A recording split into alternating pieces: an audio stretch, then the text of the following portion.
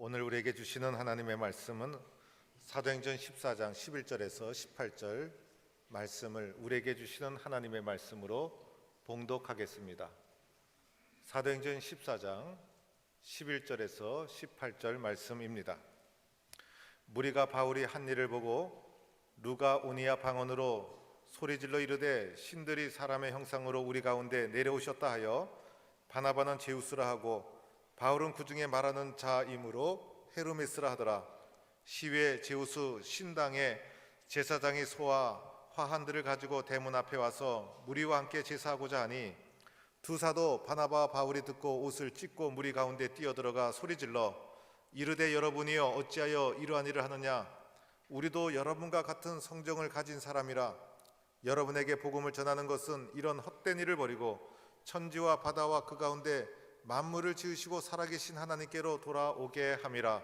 하나님이 지나간 세대에는 모든 민족으로 자기들의 길들을 가게 방임하였으나 그러나 자기를 증언하지 아니하신 것이 아니니 곧 여러분에게 하늘로부터 비를 내리시며 결실 기일을 주시는 선한 일을 하사 음식과 기쁨으로 여러분의 마음에 만족하게 하셨느니라 하고 이렇게 말하여 겨우 무리를 말려 자기들에게 제사를 못하게 하니라. 아멘. 할렐루야. 멕시코와 가테말라를 중심으로 중남미에 200년부터 950년 사이에 번창했던 문명이 마야 문명입니다. 마야인들이 섬겼던 신이 태양신이었어요. 그들이 태양신을 섬긴 이유가 있었습니다. 당시에 과학이 발달되지 않았죠. 그래서 식량과 그리고 모든 것을 공급받는 것은 농사와 목축밖에 없었는데 특히 농사를 결정하는 것이 태양이었어요. 햇빛이 잘 내리치면 곡식이 잘 익는 것이고 그리고 태양이 노해서 비를 내리지 않으면 기근에 시달리는 것이고 또 태양이 기분 나빠서 비구름을 몰아치게 되면 홍수가 나서 농사가 다 망쳐지게 되는 것입니다. 그래서 어떻게 하면 태양신을 기분 좋게 할 수 있을까?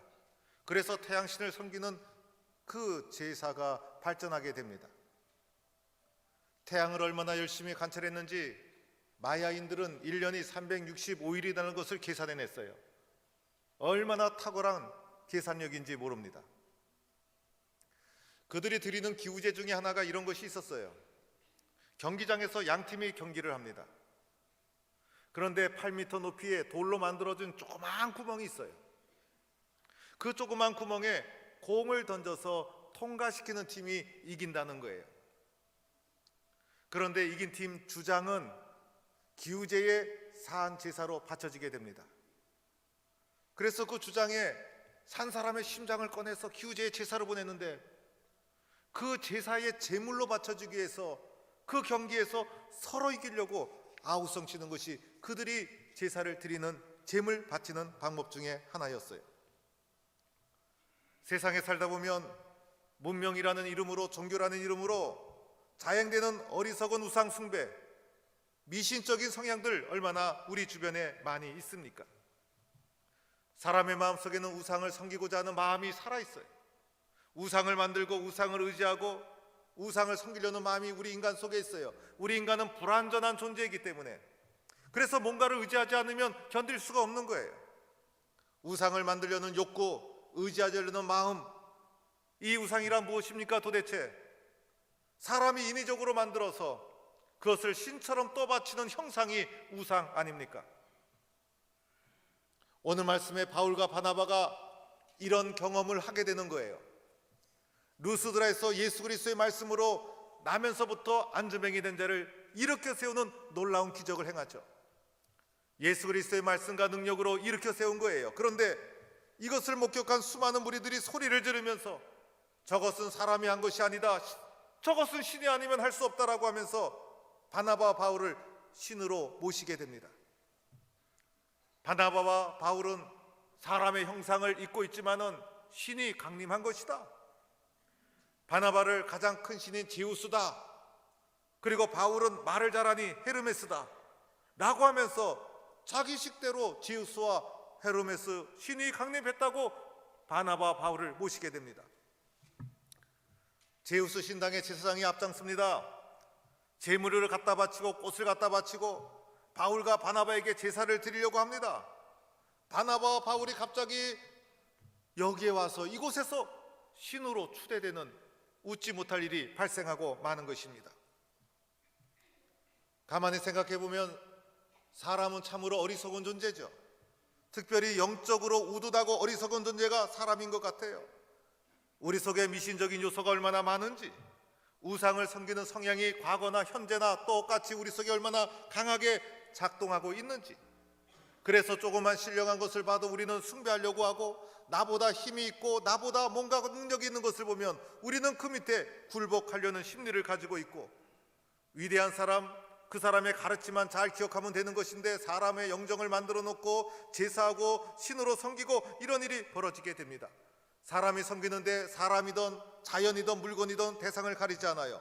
또한 우리 속에 미신적인 성향이 오늘날에도 여전히 우리 속에 많이 작동을 해서 아무데나 찾아와서 생년월일을 들이대고 이것저것 묻고 하는 미신적인 요소들이 우리의 삶 속에 많이 있는 것을 인정하지 않을 수가 없어요. 더하여 오늘날에는 더 은밀하게, 더 교묘하게 신앙을 변절시키고, 그리고 우리의 문명과 문화라는 이름으로 우리의 신앙을 좀먹는 이상한 미신적인 요소들이 우리 주변에 많이 있는 것을 보게 됩니다. 멕시코 시티에 가면 가장 큰 성당이, 어마어마한 성당이 멕시코 시티 중앙에 있어요. 많은 사람들이 멕시코를 방문하면 그 성당에 찾아가게 돼요. 그런데 그 성당은 부활절보다, 성탄절보다 12월 9일이 그 성당에 의미 있는 날이에요. 그 성당에 내려오는 이야기가 하나 있어요. 12월 9일 날 디에고라는 청년이 성당을 가다가 그 언덕에서 성모 마리아가 나타나서 그 청년에게 나타나갖고 말을 하기 시작합니다. 디에고야, 얼마나 힘드냐? 이곳에 성당을 하나 세워라. 성모 마리아가 나타났다는 거예요. 그래서 디에고가 성모 마리아가 나타난 것을 만나고 나서 너무나 기뻐서 달려가서 주교에게 그 말을 했어요.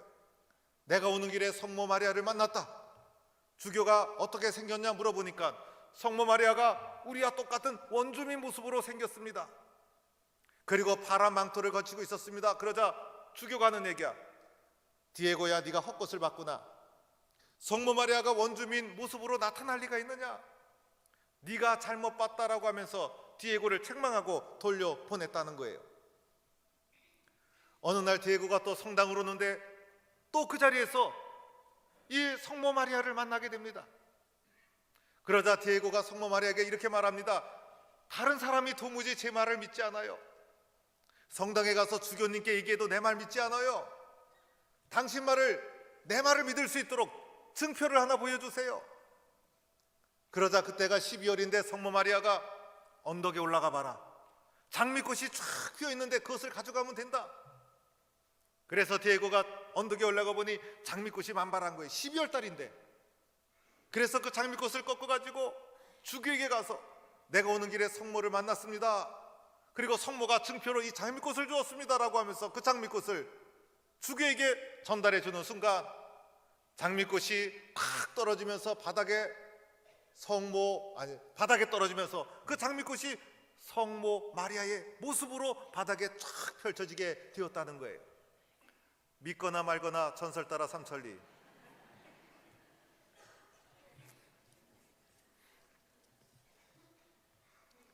그래서 그 성당에는 성모상도 크게 세우고, 그뿐 아니라 디에고의 초상도 세우고, 디에고가 만났다는 원주민 모습의 성모 그림도 그려놓고 사람들이 12월 9일이 되면 몰려들어서 디에고를 믿는 건지 누구를 믿는 건지 했던 거기에서 절하고 경배하는 것을 보게 됩니다.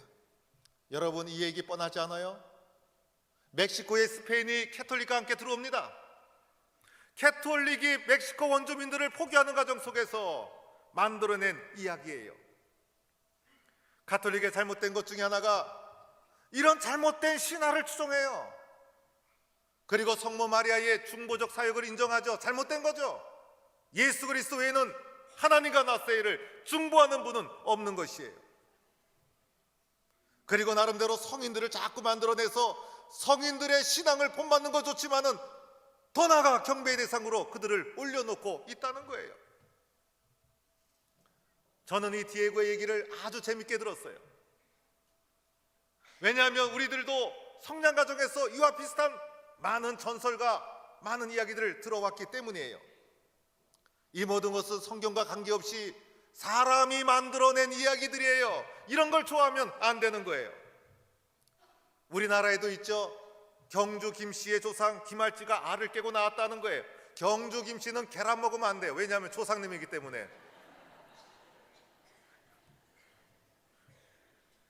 견우와 직녀가 너무 만나고 싶어서 만났는데 까치가 다리를 놓았다는 거예요. 그래서 저는 어릴 적에 까치를 얼마나 기특하게 봤는지 까마귀는 이유 없이 미워하고, 주몽이 피난길을 갈 때 잉어가 나타나서 다리를 놔줬다는 거예요. 그래서 저는 잉어는 뭐 신령한 줄 알고 잉어찜을 어느 날 대접받는데 그걸 먹어야 되는지 얼마나 고민했는지 몰라요. 괜찮더구만 먹어보니까요. 사명대사가 지팡이로 꼽았더니 뭐 싹이 나서 은행나무가 되었다는 거예요. 다 만들어낸 신하여 전설, 그 가운데는 교훈이 있기는 있어요. 그러나 신하여 전설 문제가 뭡니까? 그것을 사실로 받아들이는 거예요. 더 나아가 그것을 믿는 거예요. 더 나아가 그것을 숭배하는 거예요. 어리석은 짓이죠. 이러한 우상 숭배, 그리고 우리들의 미신적인 요소를 자극하는 이야기들이 우리 주변에 너무나 많다는 거예요. 왜 이런 일이 일어날까요? 첫째는 우리가 인생에 대해서 두려움이 있기 때문이에요. 사람은 두려워하는 것이 너무나 많아요. 유한한 생명을 살아가는 사람들, 사고 날까봐, 굶주릴까봐, 실패할까봐, 쓰러질까봐, 자녀에 대해서, 기업에 대해서, 건강에 대해서 너무너무 두려운 삶을 우리는 살아가고 있어요. 인간은 위대한 존재지만은 유한한 삶을 살아가고 있는 인간, 우리 속에 얼마나 두려운 것이 많아요. 불완전한 존재이기 때문인 거예요. 어떤 사건이, 어떤 일이 일어날지 몰라요. 그래서 이 두려움을 보상받으려고 우리는 뭔가를 의지하는데 가장 가깝게 쉽게 우리의 마음을 끄는 것이 미신과 우상이라는 거예요. 그러나 이 모든 것은 우리의 두려움을 결코 해결할 수 없는 것이죠. 도리어 우리의 삶을 파괴하고 추락시키는 거예요. 사망 권세 이기시고 부활하신 예수 그리스도 외에는 우리의 두려움을 해결해 주실 분은 없는 줄로 믿습니다. 우리는 이것을 분명히 믿고 바라봐야 되는 거예요. 우상과 미신을 찾는 것 둘째는 나 자신의 이익을 위해서예요. 미신과 우상은 철저하게 이기적인 속성을 가지고 있어요. 내 문제 해결, 나에게 복을, 그리고 나만을 위해서 존재하는 것이 우상과 미신의 속성이에요. 이웃에 대해서, 그리고 좀 더 사회적 책임, 그런 걸 가질 수가 없어요. 윤리적으로도 아주 저급해요. 그리고 그들은 나름대로 반사회적이고 비윤리적인 일 거침없이 행하여 가정이 깨지고 가출을 하고 사회 문제 일어나고 나만을 위해만 되는 거예요. 그런데 나를 위한다는 것이 얼마나 강력한 유혹이 있는지, 나만을 위하는 것이 얼마나 강력한 마약처럼 유혹이 강렬한지 그것을 거부하기가 쉽지 않아요. 얼마 전에 2014년도 한국 전쟁서를 유포한 기독교 계통의 어떤 예언자라는 여자분이 있었어요. 기독교를 가장한 변질된 거예요. 그런데 우리들은 성경을 떠나 이런 것을 너무 추종해요. 그래서 전쟁이 난다고 가정을 버리고, 그리고 이웃을 버리고 보따리 싸가지고 외국에 피난가 있고, 그것이야말로 가장 반기독교적 행위예요. 그런데 이런 것에 우리는 너무나 우둔해서 쉽게 현혹이 돼요. 이 모든 것 자기를 위한 것이죠. 나만을 위한 것 잘못된 것이죠. 자기를 위해서 만든 것 잘못된 거예요. 세상의 모든 종교는 자기를 위해서 만든 거예요. 사람이 만든 것이고, 물론 그 중에는 수준 있는 종교, 나름대로 고등 종교의 형식을 갖춰서 인류의 보편적 가치를 추구하는 고등 종교도 있어요. 그런 고등 종교는 나름대로 존중하고 나름대로 예의를 갖춰야 되지만은 엄격히 말하면 그 또한 사람이 만든 것이고 우상 숭배라고 정확히 표현하지 않을 수가 없는 거예요. 그러나 기독교는 사람이 만든 것이 아니죠. 하나님이 우리를 찾아오신 거예요. 그래서 기독교 종교를 계시의 종교 이렇게 말하고 있는 거예요. 예수 그리스도를 통해 하나님이 우리에게 자신을 계시해 주셨어요. 예수 그리스도를 통해서 우리를 먼저 찾아오셨어요. 예수님이 아니고서는 하나님을 알 수가 없는 거예요. 그 예수를 증거하는 책이 성경인 거예요. 예수 그리스도는 하나님의 유일한 계시, 하나님이 우리에게 먼저 자신을 보여주셨기 때문에, 성경을 통해서, 예수님을 통해서 자기 자신을 우리에게 보여주셨기 때문에 우둔한 우리들이 비로소 깨닫고 하나님을 알게 된 거예요. 예수만이 길이요 진리요 생명인 줄로 믿습니다. 예수님 그리고 기독교가 우리를 회복시켜 주시는 유일한 길이라는 기독교 신앙에 대한 무한한 자부심, 예수의 능력에 대한 굳건한 신뢰, 이것을 우리는 굳건히 붙잡아야 됩니다. 바나바와 바울이 이렇게 우상을 숭배하고 그리고 이렇게 신으로 추대하려는 어리석은 행위를 보고 첫째는 옷을 찢으면서 그 가운데 뛰어들어 만류했어요. 여러분, 이것이 무슨 일입니까? 이거 잘못된 것입니다. 이런 행동을 하는 건 너무 안타깝습니다. 그들 가운데 소리를 지르고 그들이 하는 것을 중단시켰어요. 어리석은 행동이었어요. 이들이 하는 것 어리석은 행동이었어요. 우리는 이러한 안타까운 심령을 가져야 됩니다. 천하보다 귀한 영혼들, 예수 믿고 온전한 삶을 살아야지 세상에 잘못된 미신과 우상에 유혹받아 살아가는 이런 안타까운 모습을 우리는 마음에 안타까운 마음을 가져야 된다는 거예요. 두 번째는 바울과 베드로는 진실을 말하죠. 여러분, 저는 여러분과 같은 성정을 가진 사람입니다. 여러분과 똑같은 사람입니다.